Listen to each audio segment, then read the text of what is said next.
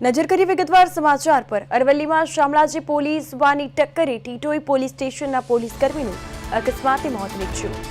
મોડાસાના ટીટોઈ નજીક ટીટોઈ પોલીસ સ્ટેશનના પોલીસકર્મીઓ સોમવારે રાત્રિના સમયે 11 વાગ્યાના અરસામાં પીસીઆર વાન પાસે ઊભા હતા ત્યારે મોડાસા તરફથી આવતી શામળાજી પોલીસ વાને 3 જવાનોને અડફેટે લેતા ટીટોઈ પોલીસ સ્ટેશનના પીસીઆર વાન ચાલકનું મોત નીપજ્યું હતું।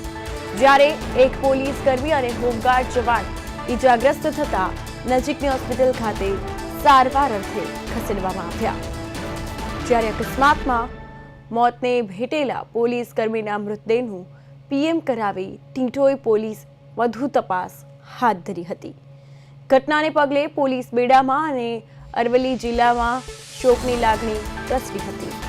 અરવલ્લીમાં પોલીસ વાનની ટક્કરથી પોલીસકર્મીનું મોત કે જ્યાં પોલીસ વાનની ટક્કરથી પોલીસકર્મીનું મોત થયું। ટીટોઈ પોલીસ સ્ટેશનના કર્મચારીનું મૃત્યુ।